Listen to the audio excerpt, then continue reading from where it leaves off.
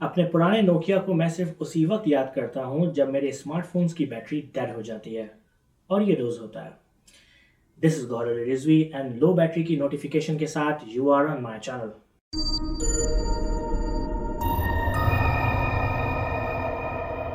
हम सबको पता है कि स्मार्टफोन्स की बैटरी बहुत ही जल्दी ख़त्म हो जाती हैं।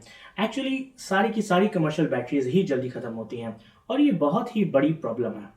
तकरीबन हर साल जब नए स्मार्टफोन्स आते हैं तो उसमें पहले से ज़्यादा मेगापिक्सल का कैमरा होता है, प्रोसेसर डबल होता है, पहले से ज़्यादा स्टोरेज होती है, इमेज क्वालिटी डबल होती है, लेकिन बैटरीज वही की वही रहती हैं, यानी सिर्फ एक दिन, और वो भी गारंटेड नहीं होती। हालांकि वो लोग बोलते रहते हैं कि we have a bigger and better battery. एक नॉर्मल स्मार्टफोन में लिथियम आयन बैटरी होती है जो कि तकरीबन 300 से 500 चार्ज साइकिल के लिए बनाई जाती है, और ज़्यादातर हम नॉर्मल यूजेज के दौरान एक दिन में पूरे एक चार्ज साइकिल से गुजरते हैं। कहने का मकसद ये कि स्मार्टफोन्स की बैटरी सिर्फ 1 से 2 साल के यूजेज के लिए ही बनाई जाती है। असली मसला ये है कि 1970 के बाद से बैटरी टेक्नोलॉजी में कोई खातिर ख्वाह तरक्की ही नहीं हुई है। तकरीबन सारी रिचार्जेबल बैटरीज इलेक्ट्रोड्स के दरमियान लिथियम आयंस की मूवमेंट से करंट बनाती हैं, और इस काम के लिए लिथियम सबसे बेहतर है क्योंकि ये सबसे कम डेंस मेटल है और इसकी एनर्जी टू वेट रेशियो दूसरे मेटल्स के मुकाबले में हाईएस्ट है। तो जब हमने पुरानी एसिड और लेड की बैटरीज को छोड़कर लिथियम बैटरीज को अपनी नॉर्मल जिंदगियों में इस्तेमाल करना शुरू किया तो बैटरीज बहुत ही हल्की होती गई और उनकी मूवमेंट में भी आसानी होती गई। इन्हीं लिथियम बैटरीज की वजह से हमारी इलेक्ट्रॉनिक्स ने धूम मचा दी। बट ये सब 30 साल पहले की बातें हैं, और मजे की बात तो ये है कि हम आज भी वही टेक्नोलॉजी को इस्तेमाल कर रहे हैं। लेकिन इसका मतलब ये नहीं कि बैटरी लाइफ बेटर नहीं हो रही। इसी साल आईफोन 7 प्लस मार्केट में लॉन्च हुआ जिसकी बैटरी पुराने आईफोन से 1 घंटे ज्यादा थी। लेकिन अगर आप बैटरी की कैपेसिटी को देखेंगे तो मालूम होगा कि आईफोन 7 प्लस की बैटरी सिर्फ थोड़ी सी ही बड़ी है आईफोन 6 प्लस से, लेकिन स्टिल आईफोन ने 10% तक बैटरी लाइफ इंक्रीज का क्लेम किया। ट्रिक ये है कि जब हम कहते हैं कि बैटरी लाइफ तो इसका मतलब होता है capacity divided by consumption.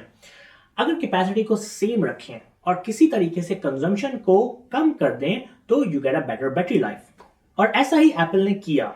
IPhone 7 की न्यू चिप पहले से 66% पावर यूज करती है और जबकि परफॉर्मेंस 40% तक एक्स्ट्रा देती है। सो टेक्निकली फोन कम पावर यूज करता है और आउटपुट ज्यादा देता है। इसी वजह से बैटरी की कैपेसिटी को सेम भी रखा जाए तो भी बैटरी लाइफ ज्यादा होगी। लेकिन इस बात से बड़ी प्रॉब्लम सॉल्व नहीं होती क्योंकि बैटरी जल्दी खराब हो जाती है। एप्पल ने खुद ही मेंशन किया कि उसके मैकबुक की बैटरी 1000 साइकिल के बाद सिर्फ 80% तक कैपेसिटी भी रह जाती है। ये शायद उससे भी कम, और ये बैटरी मुसलसल खराब ही होती रहती है। बैटरीज को ज्यादा बेहतर बनाने के लिए स्टिल बहुत सी रिसर्च चल रही है जिसमें कुछ एक्सपेरिमेंट्स ने बहुत ही प्रॉमिसिंग रिजल्ट्स दिए हैं, लेकिन ज्यादातर सॉल्यूशंस कमर्शियल मार्केट के लिए रेडी नहीं है। क्यों? क्योंकि या तो वो बहुत महंगे हैं, लोग उनको अफोर्ड नहीं कर पाएंगे, उनके साइजेस बड़े हैं, लोग उन्हें आसानी से मूव नहीं कर पाएंगे, या फिर सेफ्टी कि वो बैटरी सेव नहीं है, यानी कि बैटरीज को बहुत लंबे अरसे तक टेस्ट करना होता है कमर्शियल मार्केट में लाने से पहले।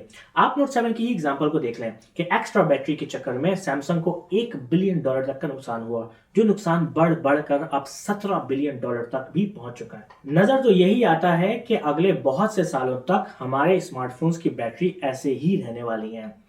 Very very very bad. So let me know आप लोगों को ये वीडियो कैसी लगी, और आज का सवाल ये है कि हम कमर्शियल बैटरीज में कौन सा मेटल यूज करते हैं। जवाब कमेंट में लिखें या वीडियो फिर से देखें। इसके अलावा मेरी ये रिकमेंडेड वीडियो भी देखें जिसमें मैंने गूगल के बारे में डिस्कस किया है।